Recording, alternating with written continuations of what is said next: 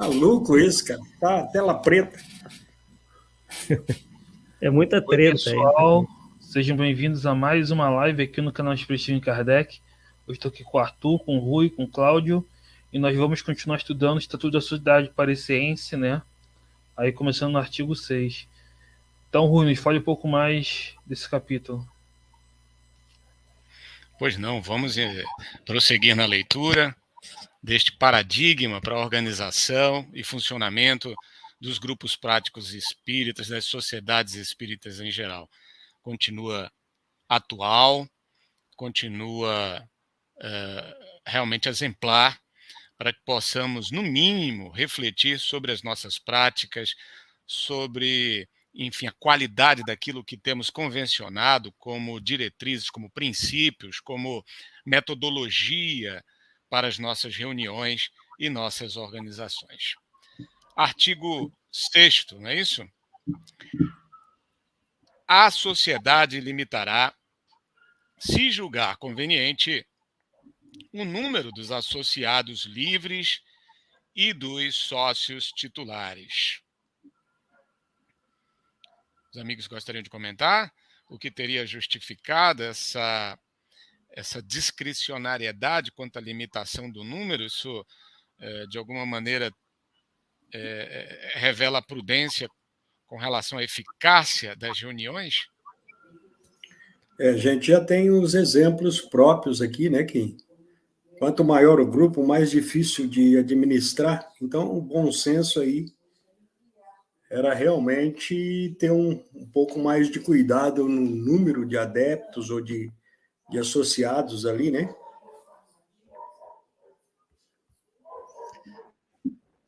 Outra coisa possível pode ser também, né? É difícil saber, além dessa razão que o Cláudio muito bem lembrou, a questão do espaço físico, né? Talvez uma limitação de espaço físico que talvez tenha conduzido a essa decisão. Porque imaginamos a priori, né, que guiados pela lei de amor e caridade, teríamos que ter a porta irrenunciavelmente aberta a todos, e a coisa não pode ser por aí, pelo menos enquanto predomina entre nós as imperfeições morais, não é, que podem perturbar o desenvolvimento dos trabalhos, podem, inclusive, tendo em vista, como os amigos lembraram agora, a limitação física, produzir certos efeitos que vão mesmo dificultar ou inviabilizar o bom andamento dos trabalhos. Então é preciso, não é, que nós temperemos essa visão aí do nosso coração grande, do nosso coração cristão, para entender que todo trabalho de pesquisa, para entender que todo trabalho que se propõe sério, pressupondo o recolhimento, a concentração, a unidade de princípios, que isto reclama uma certa disciplina, e quem diz disciplina, evidentemente, tem que trabalhar com a limitação. Então, o que se pede aí é o bom senso, como em tudo, para que não se veja nessa regra algo para promover arbitrariedades, para formar panelinhas, para dificultar, em vez de facilitar a boa ordem das atividades. Artigo 7º. Só lembrando, viu, Rui, amigos, eu vou dizer a experiência nossa. Talvez Kardec tenha não se referido diretamente, mas me parece que em outros artigos ele pensou nisso. A questão financeira é sempre vamos dizer assim, um pequeno nó aí a ser ultrapassado. Eu me lembro que Kardec cuidava muito dessa questão, né? E nós nos lembramos aqui de participar de uma associação durante muitos anos e que tinha a preponderância de atender as pessoas, né? Com portas abertas. E nós chegamos numa época porque você só tinha poucos associados que cotizavam, né? E as despesas começaram a aumentar assustadoramente. Questão de energia, questão de material de limpeza e tudo mais, né? Eu me lembro na época que a solução foi conseguir um pequeno espaço numa feira onde era vendido produtos produzidos pelos amigos, crochê, bordados e tais, que era o que mantinha a questão. Mas é muito complicado atualmente, né, manter financeiramente uma casa dependendo do crescimento, principalmente da procura. Realmente essa questão aí, às vezes não é muito discutida, né? Mas é um pequeno nó aí que talvez até Kardec tenha se defrontado lá no início, né? Com certeza.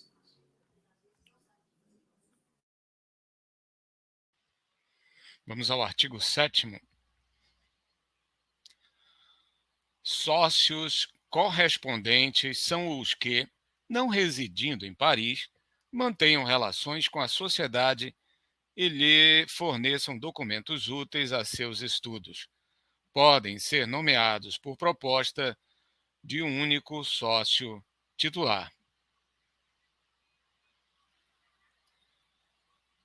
Muito bem, então vejam aí o zelo do Kardec de categorizar os sócios, uma vez que as diferentes simpatias ou laços requerem tal diferenciação. Artigo 8º, vamos ao capítulo 2, sobre a administração da sociedade. A sociedade é administrada por um presidente-diretor, assistido pelos membros de uma diretoria e de uma comissão. Por aí se vê que a administração é colegiada. Tem um pouco de inspiração das leis naturais divinas nisso, gente? Ou é uma opção? Né? Ali no céu e inferno, né? No capítulo relativo ao céu, aos anjos, se fala do Supremo Conselho, né? E eu lembro das minhas reflexões políticas, né? De que na ordem natural das coisas nós tenhamos que decidir em assembleia, que a direção seja colegiada. E até onde a gente alcança, isso parece, seguir uma regra de bom senso, muito, muito apreciada nas sociedades, que diz respeito à troca de ideias, a soma de ideias ser normalmente mais sábia e equilibrada que a vontade de um só, da decisão de uma única pessoa. O que chama a atenção também é a total diferença, né, da organização de um centro espírita e a organização que se vê em organizações religiosas, né? Então, mais uma vez, vemos como que o espiritismo se afasta no modelo de religião até então estabelecido, né? Onde não existe uma hierarquia administrativa, né? Em função, né, de uma organização, de o que difere bastante aí de como aquilo que nós encontramos, por exemplo, na Igreja Católica, né, onde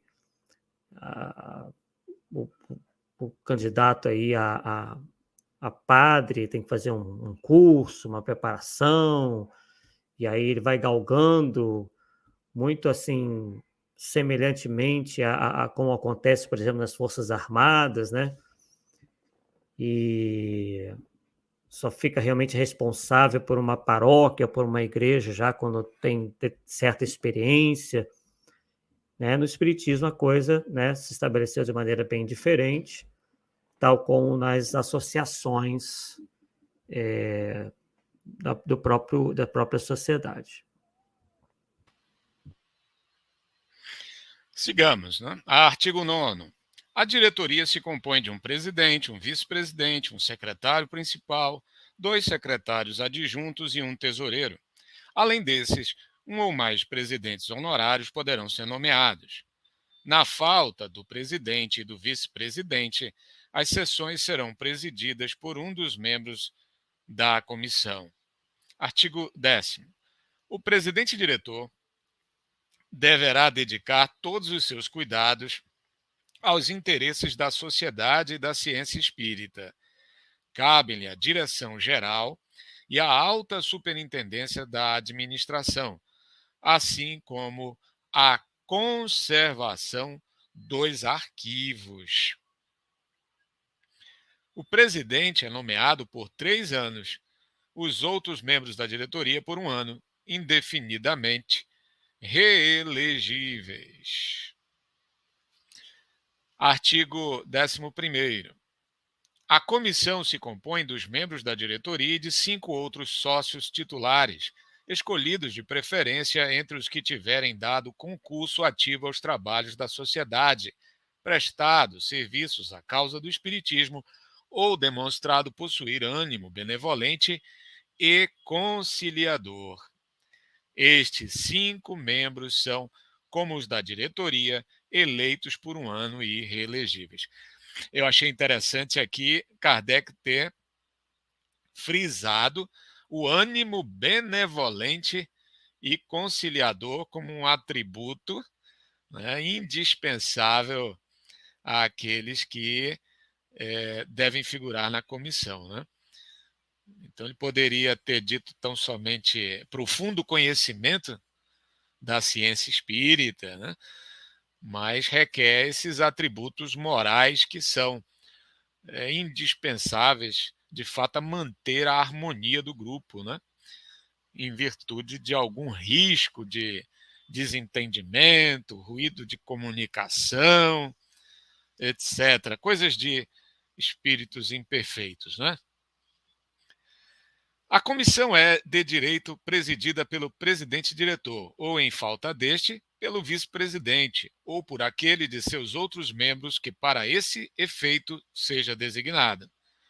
A comissão tem a seu cargo o exame prévio de todas as questões e proposições administrativas e outras que hajam de ser submetidas à sociedade, a fiscalização das receitas e despesas desta e as contas do tesoureiro, a autorização das despesas ordinárias e a adoção de todas as medidas de ordem que julgue necessárias.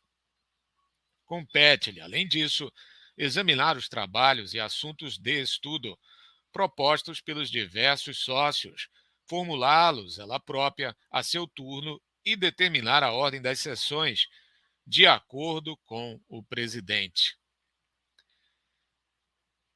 O presidente poderá sempre opor-se a que certos assuntos sejam tratados e postos na ordem do dia, cabendo-lhe recorrer da sua decisão para a sociedade, que resolverá, afinal. A comissão se reunirá regularmente antes das sessões, para exame dos casos ocorrentes e também sempre que julgar conveniente.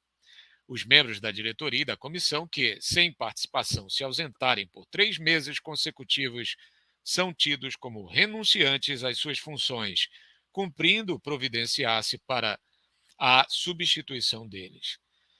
Cláudio, lembrei você falando outro dia, né, de que, no sentido de que nas sociedades em que você participou, é muito difícil quererem constar da direção, da comissão, porque tem todo esse trabalho aí de compilação de documentos, preparação da pauta, das questões, dos assuntos, antes das reuniões e depois, não é?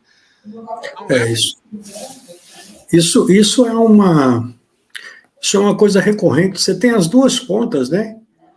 Como eu comentei da outra vez, e é muito triste a gente ter que, inclusive, comentar esses fatos. Você tem, de um lado, aquela questão do presidente e a diretoria, que numa eleição perca os seus cargos, se retiram da Casa Espírita. A gente vê isso recorrente aqui. Na outra ponta lá, você tem o presidente vitalício. Algumas vezes a gente se perguntava, poxa, como é que uma pessoa pode continuar 20, 30 anos presidente de uma casa espírita? Aí a gente encontrou esse artigo aí, E a reeleição é natural desde que a pessoa cumpra um bom proceder, um bom trabalho. Mas, na verdade, o que ocorre é que você não encontra pessoas que se disponham a ter essas responsabilidades. A casa em que eu participei durante alguns anos, quase 20 anos, eu tive alguns cargos. Eu cuidei da biblioteca, depois passei a cuidar dos cursos, depois passei a cuidar da área mediúnica, e o presidente continuava o mesmo, né? Toda vez que ele chamava o pessoal para fazer uma eleição, ninguém se dispunha, porque é uma responsabilidade, sim, mas é muito mais cômodo você não ter responsabilidade na casa espírita exatamente por causa dessas condições aí. E a estranheza, quando a gente foi estudar isso a fundo, é a questão, está tão claro, tão fácil de ser a proposta de Kardec. Aí. Aliás, essa é uma proposta dela, é um conselho dele, ele não está obrigando a todas as casas a aderirem a esse regulamento dele. Mas a gente vê umas outras, como vamos dizer assim, regulamentações de casas aí, em que foram introduzidos artigos que é brincadeira, tá? É brincadeira, tá? Então, é realmente isso. Dificilmente você encontra pessoas que se disponham. Hoje, por exemplo, para não alongar muito, mas hoje, por exemplo, a gente tem uma grande dificuldade de encontrar quem se dispõe a dirigir uma reunião. Eu vou falar do exemplo meu. Eu dirijo reuniões familiares há 22 anos e você nota o pavor das pessoas quando você fala, olha, essa semana eu tenho um compromisso, eu não vou poder estar à frente da direção da reunião. Geralmente as reuniões não acontecem, porque as pessoas não se propõem a simplesmente dirigir a reunião. Olha, é o início, o meio e o fim da reunião. E isso porque a gente não tem regulamentos, entre aspas, né? Mas é muito complicado mesmo. Isso daí talvez seja hoje uma das grandes questões a serem discutidas se o movimento espírita quiser continuar sendo chamado de movimento espírita. Tá? A gente está nos grupos familiares hoje, afastado do movimento oficial, vamos dizer assim, e fazendo, como vamos dizer, o máximo de adaptações possíveis ao que a doutrina recomenda para as reuniões. Mas é muito complicado. E nós estamos falando de pessoas que participam de reuniões há 10, 15, 20 anos.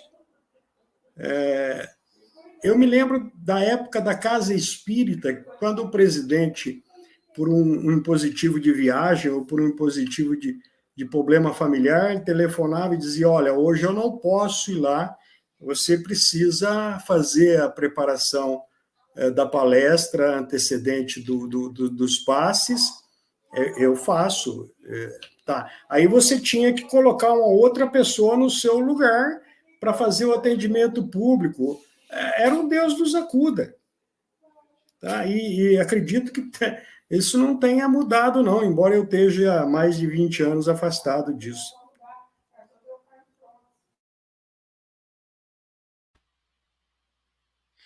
Muito bem. Então, serve para a gente refletir, não é, que, uma vez disposto a fundar, a formar um grupo espírita com o objetivo sério de obter realmente conhecimento e autoconhecimento pelo diálogo com os espíritos, nós precisamos manter, né, essa perseverança. No primeiro momento é muito entusiasmo, muita empolgação, mas depois, com o trabalho que dá, né, as responsabilidades suscitadas, a gente tende a fraquejar, né, e a patinar aí com relação aos compromissos. Então é preciso que estejamos alertas para entender que para ter o resultado é preciso ter o trabalho. Não é um trabalho que pressupõe compromisso, responsabilidade, para não deixar faltar essa organização, esse preparo, essa documentação toda e todos os demais requisitos de boa ordem. Artigo 12, ou 12º. As decisões, quer da sociedade, quer da comissão, serão tomadas por maioria absoluta de votos dos membros presentes. Em caso de empate, preponderará o voto do presidente. A comissão poderá deliberar quando estiverem presentes 4 de seus membros. O escrutínio secreto será obrigatório se o reclamarem 5 membros. Artigo 13º. De 3 em 3 meses, 6 sócios escolhidos entre os titulares e os associados livres serão designados para desempenhar as funções de comissários. Os comissários são encarregados de velar pela boa ordem e regularidade das sessões e de verificar o direito de entrada de toda pessoa que se apresenta para a elas assistir. Então, o presidente não fica correndo de um lado para o outro, né? Ele tem esse auxiliar, o comissário, dá uma forcinha. O Cláudio Rio, o Arthur também deve ter boas lembranças a respeito disso. Eu só queria falar um pouco sobre a ideia do estatuto em si, né? É claro que o estatuto ele serve como um exemplo, né, que pode ser espelhado, né? E não à toa Kardec colocou aí, né, para a gente ver. Mas é claro também que os grupos ou sociedades que surgiram e que surgem hoje, né, não devem ser uma cópia da sociedade parisiense, no sentido em que a sociedade parisiense ela estava criando o espiritismo, né? A gente trabalha com o espiritismo, né? Então tem outros exemplos na revista espírita de sociedades que a gente pode se inspirar até copiar na época, né? E tinham inspiração na sociedade parisiense, mas é claro não eram a mesma coisa ipsis literis, né? Então você pode formar sociedades, formar grupos familiares, mas a sociedade parisiense tinha esse objetivo de realmente fundar a doutrina, né? Diferente da gente que vai trabalhar em cima do que já está posto.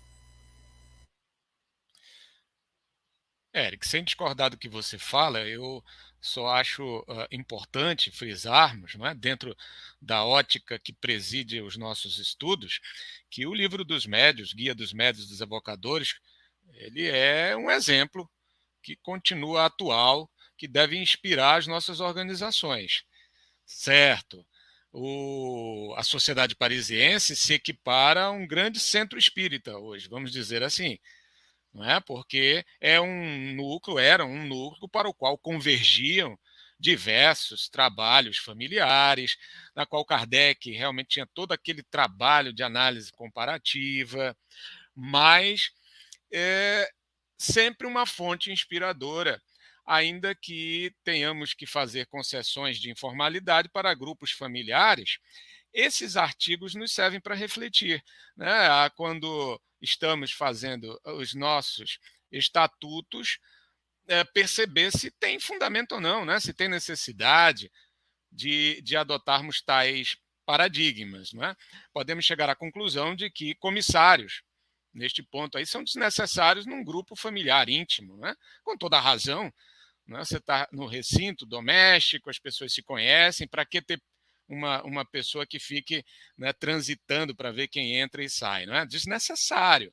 Mas pela leitura desses artigos que nós fazemos, né, nós vamos ter um ponto de reflexão, né? Um ponto de reflexão para entender, né, o que se faz necessário à luz do manual, do tratado, que é o Livro dos Médios, para as nossas reuniões, para as nossas sociedades.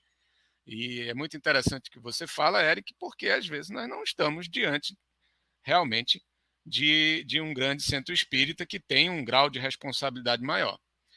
Mas realmente eu sinto necessidade de fazer o contraponto para dizer que, enfim, o livro dos médios não é coisa de missionário, não é coisa diferenciada, não é coisa para quem está no outro nível.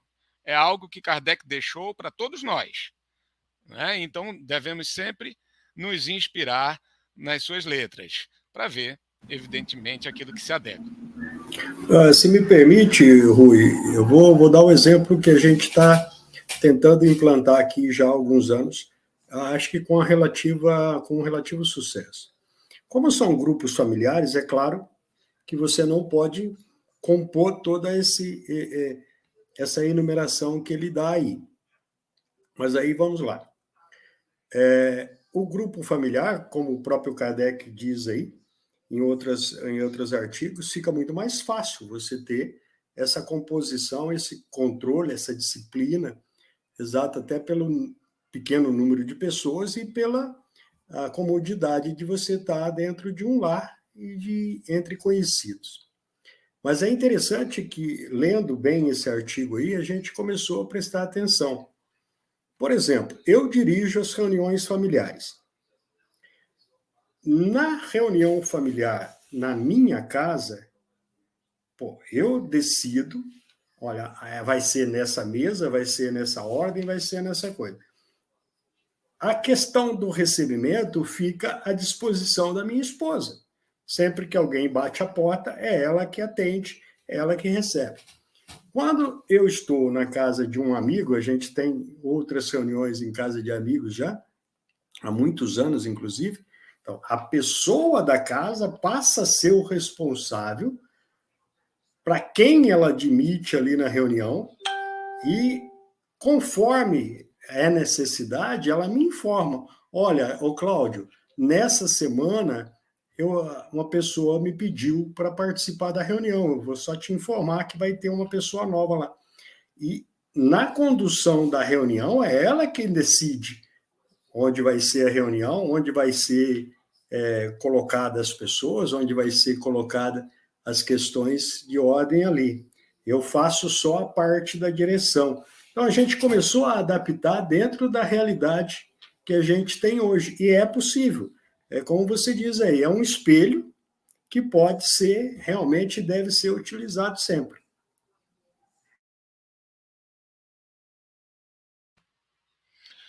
Bom, vamos lá, artigo 14º, é isso?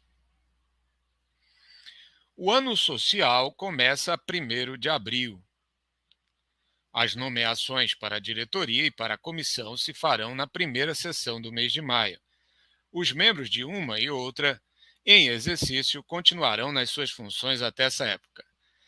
Pode parecer pueril, mas das minhas memórias no movimento espírita, me parece que é um assunto delicado em pauta, né? Saber o período de recesso, saber quando é que a gente volta, saber definir horário na semana, né?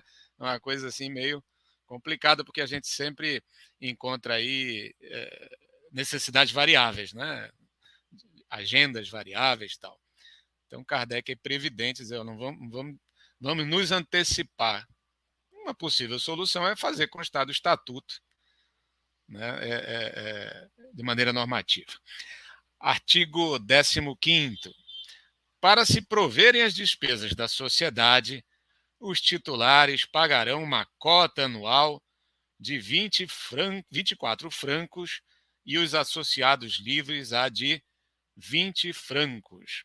Os sócios titulares, ao serem admitidos, pagarão, além disso, de uma vez, como joia de entrada, 10 francos. A cota é paga integralmente por ano corrente. Os que forem admitidos só terão que pagar do ano em que se der a admissão, os trimestres ainda não decorridos, incluído o em que essa admissão se verificar. Quando marido e mulher forem aceitos como associados livres ou titulares, só uma cota e meia será exigida pelos dois. Cada 6 meses, a 1º de abril a 1º de outubro, o tesoureiro prestará à comissão contas do emprego e da situação dos fundos. Pagas as despesas ordinárias de aluguéis e outras obrigatórias. Se houver saldo, a sociedade determinará o emprego a dar-se-lhe.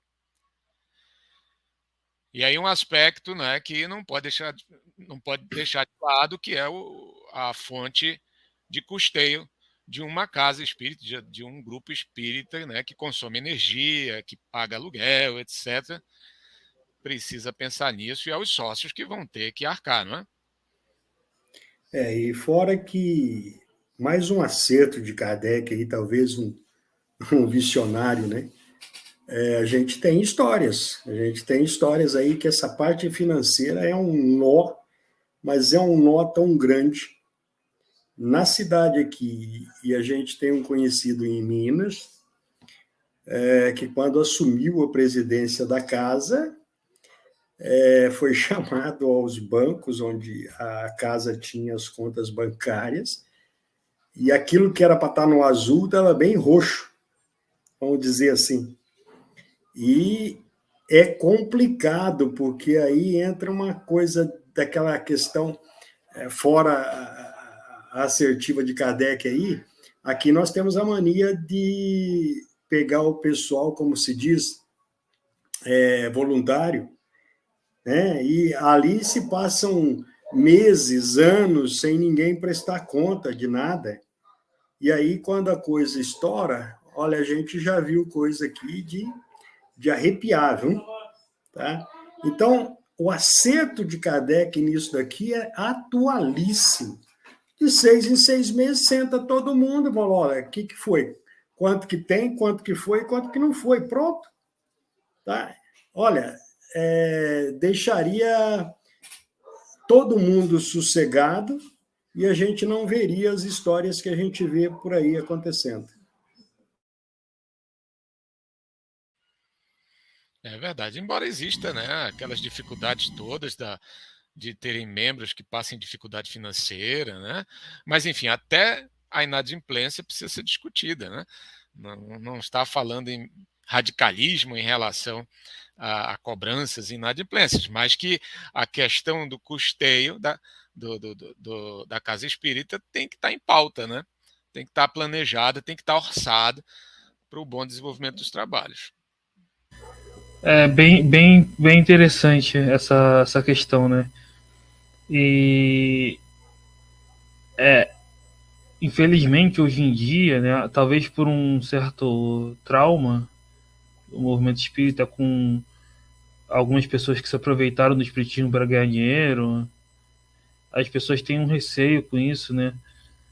Eu vou até dar um exemplo, né?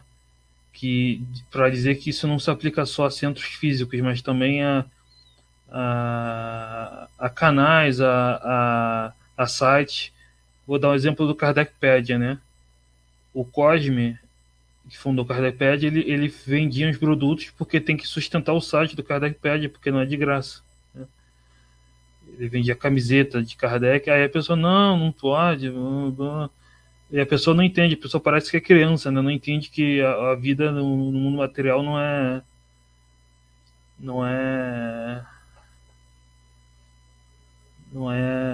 dá para pagar com bônus hora ou com amor o site para manter o site no ar. Então, coisas assim que às vezes umas coisas óbvias, mas tem que explicar.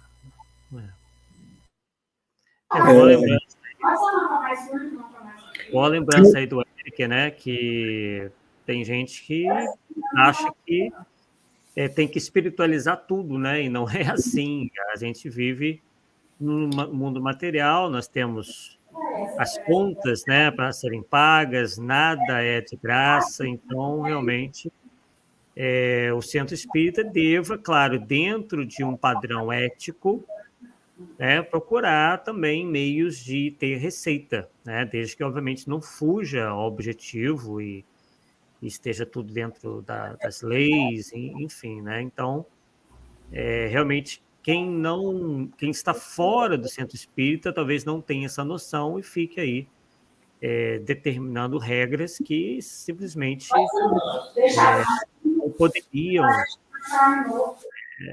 ser seguidas, uma vez que o Centro Espírita não teria condições de se manter, ou mesmo um site de divulgação, já que tudo tem um custo. É mais ou menos assim, tem uma colônia que produz energia, tem uma colônia que produz água, tem uma fábrica de celulose que produz papel, tem uma fábrica de caneta, tudo espiritual, né? E fora as outras cositas, mas eu já passei por isso, Eric, da pessoa criticar, por exemplo, que estava se fazendo uma pequena rifa para cotizar um fundo, inclusive, que era para ajudar famílias necessitadas e tal. É um negócio muito complicado aqui, viu?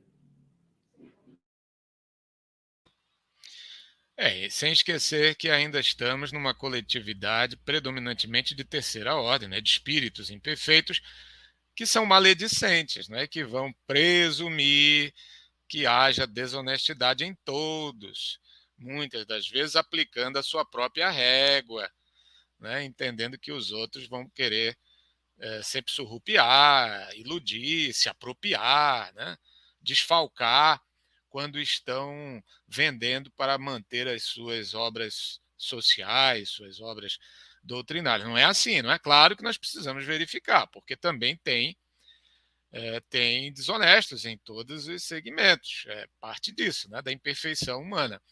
Então a gente pesquisa, verifica. Eu acho que todo o regime financeiro aí é pautado pela transparência. Então o tesoureiro ele deve estar acessível, a contabilidade sempre à mostra, para que você saiba com tranquilidade onde está se metendo. Né? E se houver espíritas sérios, ninguém vai ficar milindrado por você pedir acesso a esses demonstrativos, a esses balancetes, para ver que está tudo ali, tudo tirado a limpo, que é realmente para manutenção da atividade, não para lucro e não para satisfação pessoal. Até porque se for impedir isso, né? Então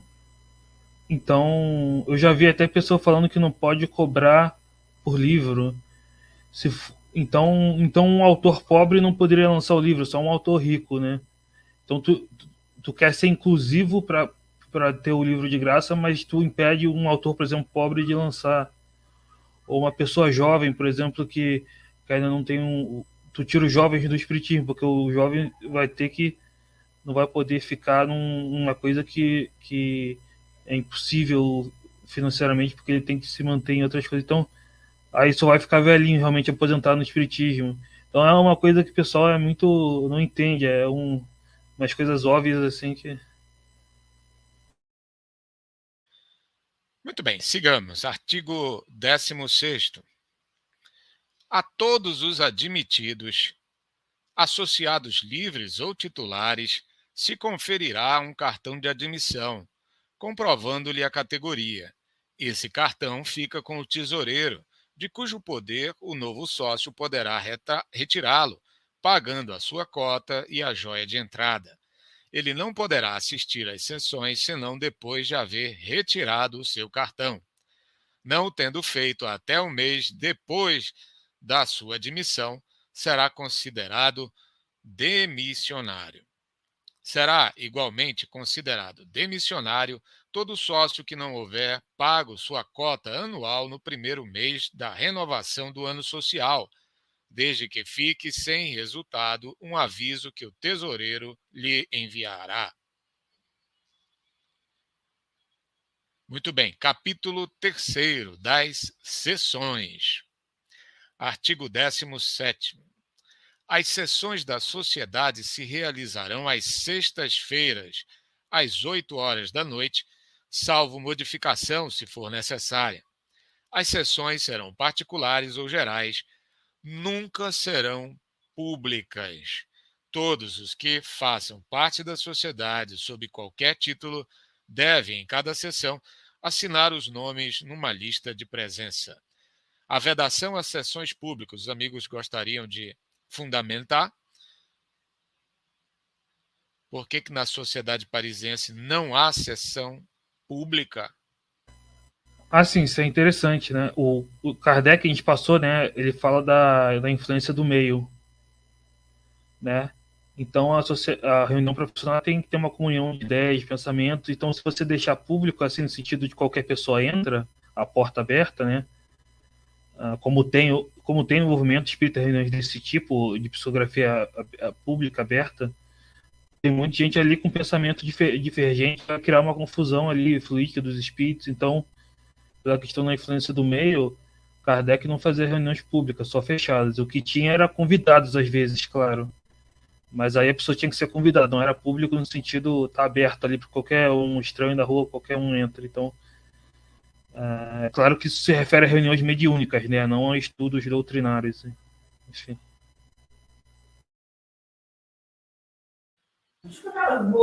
Mais um acerto aí, que a gente teve uma dificuldade muito grande quando assumiu o cargo de diretor do grupo mediúnico da casa.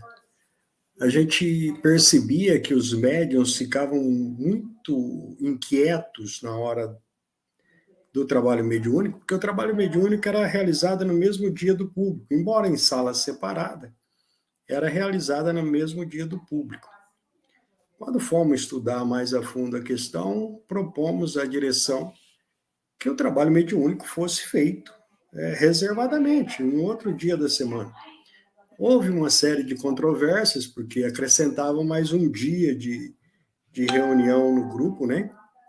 E a gente tem que estar sempre atento às coisas. Na época, a gente percebeu que o grupo era formado, na grande maioria, talvez 90% ou mais, de senhoras, né, acima de 60 anos, que tinham que deixar seus lares para servir ali o trabalho da casa espírita na questão da mediunidade. Então, nós propomos que fosse feito num dia, e elas não precisariam estar ali no dia do trabalho público. Ou, se quisessem, enviam para palestra e poderiam se retirar. Com o tempo, conseguimos fazer isso e o trabalho mediúnico começou a produzir bem melhor, bem mais. E até hoje, nos grupos familiares, a gente mantém essa questão aí. O grupo geralmente admite uma ou outra pessoa depois de uma prévia consulta, depois de uma prévia análise, depois de uma prévia aviso a todos os integrantes que vai chegar uma pessoa para conhecer o grupo. Tem dado bastante resultado, como todas as observações de Kardec aí. Artigo 18º. O silêncio e o recolhimento são rigorosamente exigidos durante as sessões e, principalmente, durante os estudos. Ninguém pode usar da palavra sem a ter obtido do presidente. Todas as perguntas aos espíritos devem ser feitas por intermédio do presidente, que poderá recusar formulá-las conforme as circunstâncias. São especialmente interditas todas as perguntas fúteis, de interesse pessoal, de pura curiosidade ou que tenham o objetivo de submeter os espíritos a provas, assim como todas as que não tenham um fim geral do ponto de vista dos estudos. São igualmente interditas todas as discussões capazes de desviar a sessão do seu objetivo especial. Vejo que Kardec, neste artigo, incorpora preceitos da própria metodologia espírita, do capítulo das perguntas que se pode fazer, para deixar muito bem claro a todos os membros e participantes os limites a esse respeito. Artigo 19º.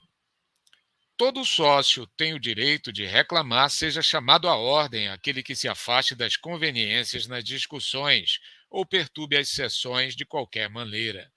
A reclamação será imediatamente posta a votos. Se for aprovada, constará na ata. 3 chamadas à ordem no espaço de 1 ano acarretam de direito a eliminação do sócio que nelas haja incorrido, qualquer que seja a sua categoria. Artigo 20º.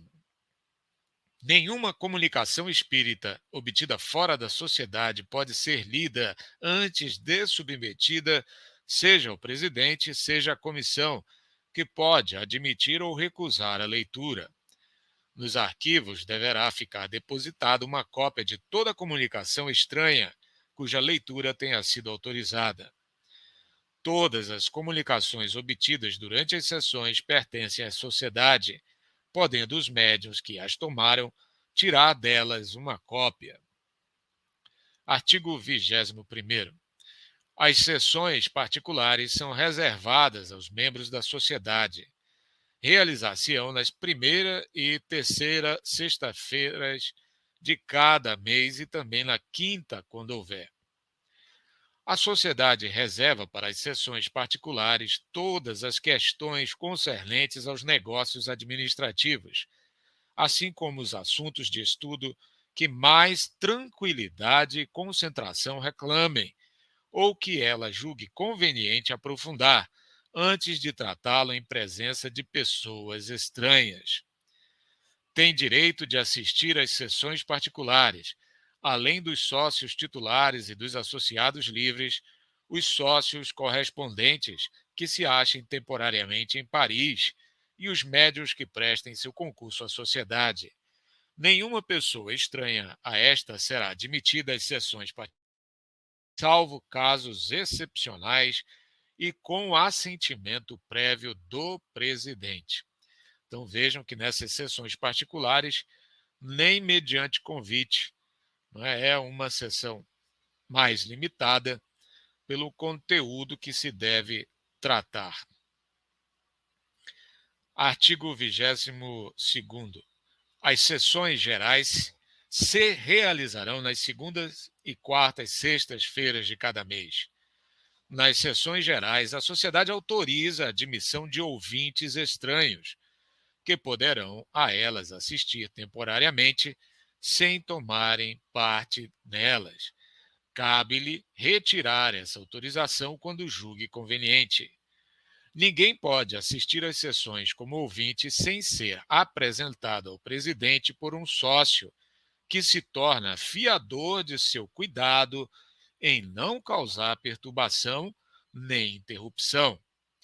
A sociedade não admite como ouvintes senão pessoas que aspirem a tornar-se seus associados ou que simpatizem com seus trabalhos e que já estejam suficientemente iniciadas na ciência espírita para compreendê-los.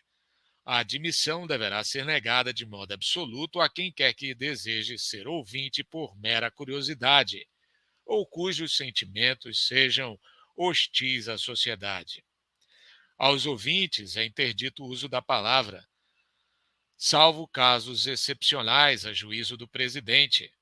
Aquele que, de qualquer maneira, perturbar a ordem ou manifestar má vontade para com os trabalhos da sociedade, poderá ser convidado a retirar-se e, em todos os casos, o fato será anotado na lista de admissão e a entrada lhe será de futuro proibida. Devendo limitar-se o número de ouvintes pelos lugares disponíveis, os que puderem assistir às sessões deverão ser inscritos previamente num registro criado para esse fim, com indicação dos endereços e das pessoas que os recomendam. Em consequência, todo pedido de entrada deverá ser dirigido muitos dias antes da sessão ao presidente, que expedirá os cartões de admissão até que a lista se ache esgotada. Os cartões de entrada só podem servir para o dia indicado e para as pessoas designadas. A permissão de entrada não pode ser concedida ao mesmo ouvinte para mais de 2 sessões, salvo autorização do presidente e em casos excepcionais. Nenhum membro da sociedade poderá apresentar mais de 2 pessoas ao mesmo tempo. Não tem limite as entradas concedidas pelo presidente.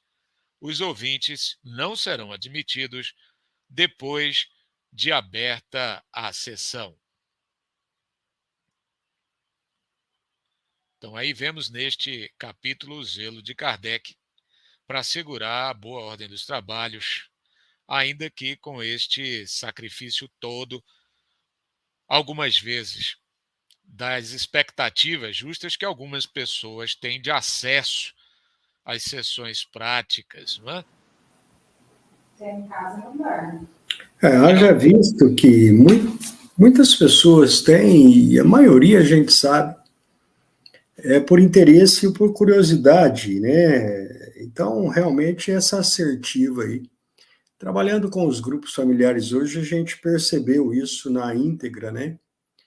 A maioria das pessoas que procura é apenas aventando a possibilidade de ver um fenômeno ou de resolver uma questão pessoal ali pendente com um desencarnado, e não uma pessoa que realmente esteja interessada em buscar o conhecimento. Então, essa questão aí de Kardec eu acho bem justa e deveria ser um pouco mais seguida pelo movimento, né? O movimento, às vezes, quer crescer tanto, porque pegou o viés religioso aí, né? Que esquece essas recomendações básicas e as decepções são constantes lá na frente, de parte a parte, daquele que busca por curiosidade ou por interesse próprio e daqueles que admitiram essas pessoas em contrapartida sem real interesse. Outro dia eu mesmo li uma mensagem atribuída a Viana de Carvalho, né, que foi realmente um espírita bem atuante, já desencarnado, que ele fala que que o movimento espírita ganhou em quantidade a mesma coisa que perdeu em qualidade, em função do seu agigantamento, palavras dele. Então, é bem o que o Cláudio falou e que a gente pôde ver aí, né? Kardec não estava preocupado com quantidade, sim com qualidade, e aí sob uma disciplina bastante, para os nossos padrões de hoje, né? Bastante rígida, né? Onde realmente ficavam ali as maiores responsabilidades sob os auspícios aí do presidente da instituição, né? Então, o presidente realmente abraçando a responsabilidade, obviamente, dando aos outros oportunidades também de trabalharem, mas ele tendo ali um controle, né, de modo a conduzir o centro da melhor maneira possível.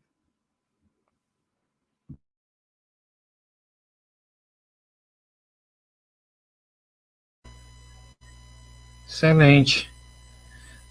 Então, pessoal, o Rui teve que sair, né, para começar outro estudo.